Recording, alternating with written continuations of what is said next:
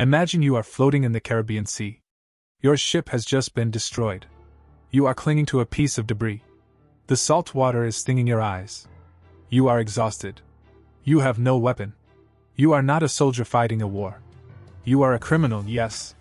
You were smuggling drugs. But now, you are just a shipwreck survivor. You are waiting for the U.S. Coast Guard to come and arrest you. You expect handcuffs. You expect a prison cell. But instead of a rescue boat, you hear a sound in the sky. A low hum. You look up. You see a drone circling back. And then, you realize something terrifying. They aren't coming to save you. They are coming to finish the job. This isn't a scene from a Hollywood movie. According to explosive new allegations coming out of the Pentagon, this is exactly what happened under the orders of United States Secretary of Defense, Pete Hegseth. But here is the twist that makes this story truly insane. He didn't just order the strike. He went on national television, on Fox News, and bragged that he, quote, watched it live. Welcome to Libo News. Today, we are deep diving into the scandal that is tearing the American military apart. We are talking about war crimes. We are talking about a civil war inside the Pentagon. And believe it or not, we are talking about a lawsuit involving a cartoon turtle named Franklin. Buckle up. This is going to be a rough ride. Let's reconstruct the crime scene. The location is the Caribbean Sea. This is a massive body of water, and for decades, it has been a superhighway for cartels moving product from South America up to the United States. To move tons of narcotics undetected, cartels use something called semi-submersibles. These are essentially homemade submarines.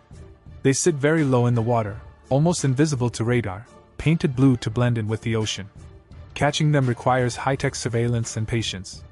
On the day of the incident, U.S. forces successfully tracked one of these ghost ships. The order was given to disable it. An airstrike was launched. Direct hit. The vessel was destroyed. At this point, the mission is technically a success. The drugs are at the bottom of the ocean. The threat is neutralized. The crew, now bobbing in the water, are legally considered shipwrecked. Now listen carefully, because this is where the law is very specific. Under international maritime law, and the Geneva Conventions, a combatant who is shipwrecked and defenseless is classified as hors de combat, or out of the fight. You cannot shoot them. You cannot bomb them. You must offer them quarter. That means you rescue them and detain them. But that did not happen. According to leaks from high-ranking military officials, a second order came down. A double tap. A second airstrike targeted the survivors in the water. This is the definition of a war crime. It is the execution of defenseless persons. And who gave the order? This is where the story explodes. The military commanders on the ground, specifically Admiral Frank Bradley, say they were micromanaged. They claim that Pete Hegseth, sitting in a command center in Washington, D.C., thousands of miles away, was watching the live video feed. They claim he bypassed the chain of command. He didn't trust the admirals to handle it. He wanted to pull the trigger himself. If this is true, it changes everything. It means the Secretary of Defense treated a real-life military operation like a game of Call of Duty. He saw the pixels on the screen. He saw the men in the water. And he decided they didn't deserve to live. But why is this coming out now? Leaks like this don't happen by accident. In Washington, a leak is a weapon. Right now, there is a brutal power struggle happening inside the Pentagon. On one side, you have the civilian leadership, led by Pete Hegseth and the Trump administration. On the other side, you have the uniformed military, the generals and admirals who have spent their entire lives in the service. Here is the context you need to understand. Pete Hegseth was not a traditional pick for Secretary of Defense. He wasn't a general. He wasn't a CEO of a defense contractor. He was a Fox News host and a veteran who was very vocal about criticizing the woke military. He was sent to the Pentagon with a specific mission: to clean house, to fire the generals who were seen as disloyal, to break the deep state. So, when you see Admiral Frank Bradley and other top commanders leaking this story about the war crime, you have to ask yourself, is this just about justice? Or is this a counterattack? The generals are terrified. They are seeing a civilian boss who ignores their advice, who ignores the laws of war, and who reaches down from Washington to direct individual strikes. To a general, that is a nightmare. It makes their expertise useless. By leaking this story, the military establishment is trying to destroy Hegseth's credibility. They are painting him as reckless, dangerous, unhinged. They are saying to the public, and to the president, look at this man. He is going to get us all thrown in international prison. And Hegseth?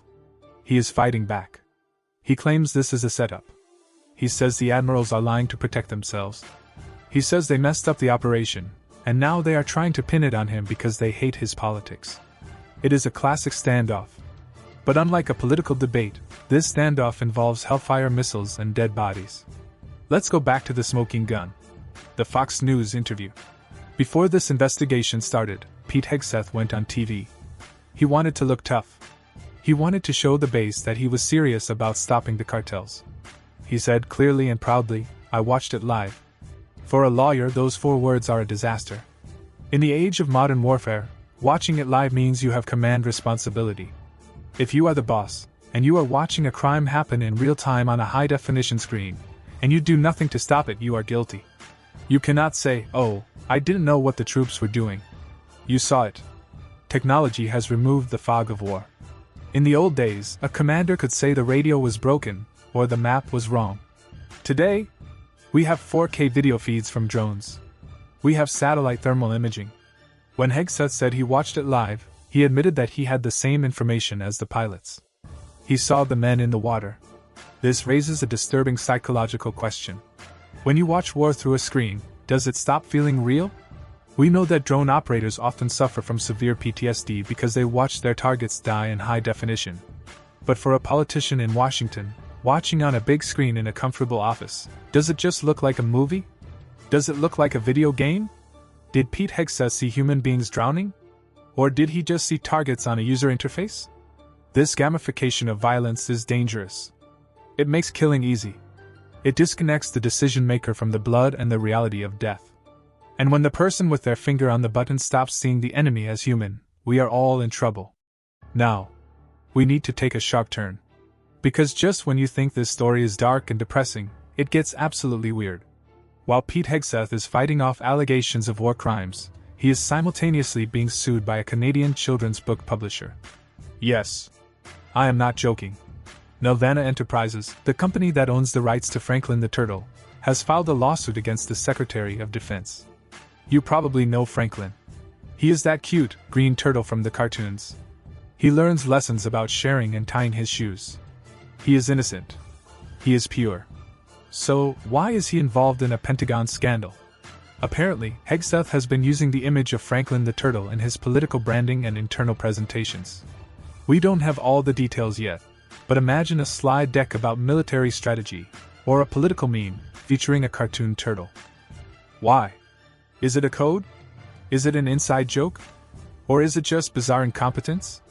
The publisher is furious. They do not want their friendly turtle associated with airstrikes, drug wars, or political purges. They are suing for copyright infringement and damage to their brand. But think about the absurdity of this moment. On one hand, you have The Hague, the International Criminal Court, potentially looking at Hegseth for violating the Geneva Conventions. On the other hand, you have corporate lawyers screaming about a cartoon turtle. This detail is important because it highlights the chaos of the current administration. It feels improvised. It feels unprofessional. It paints a picture of a leadership team that doesn't care about rules, whether those are the rules of war or the rules of copyright. It is a mindset of "I can do whatever I want." And that mindset is terrifying when it controls the most powerful military on Earth. So let's zoom out. Why should you, watching this video right now, care about some drug smugglers in the Caribbean? You might say, they were criminals. They were poisoning our country with drugs. Who cares if they died? I understand that anger. But here is the problem. Once a government decides that it can execute people without trial, and after they have surrendered, simply because they are bad guys, where does it stop? Today, the definition of bad guy is a drug smuggler on a boat. Tomorrow, is it a migrant crossing the border? Next week, is it a political protester labeled as a domestic terrorist? Laws exist to protect us from the government. The Geneva Conventions exist to prevent us from becoming monsters. If the United States, the self-proclaimed leader of the free world, starts acting like a rogue state, ignoring international law, it gives permission for every other dictator to do the same. If we say it's okay to shoot survivors in the water, what happens when an American pilot is shot down? What happens when an American sailor is shipwrecked? We have just told the world that the rules no longer apply. We have put a target on the back of every American service member. This double-tap strike wasn't just a tactical decision. It was a moral declaration. It declared that efficiency is more important than humanity. The investigation is ongoing. Admiral Bradley and the military brass are leaking documents. Pete Hegseth is claiming it's a deep state conspiracy. And somewhere, a team of lawyers is fighting for the honor of a cartoon turtle. It is a circus. But it is a deadly circus. We are witnessing a collision between modern technology, political arrogance, and ancient laws of war. As this story develops, watch closely how the term "watched it live" is used. It might be the phrase that ends a career. Or it might become the new normal for how wars are fought by politicians, watching on screens, disconnected from the reality of the lives they are taking. What do you think?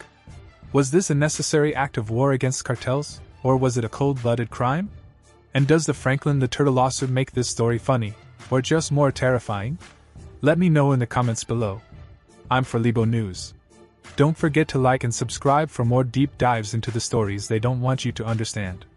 See you in the next one.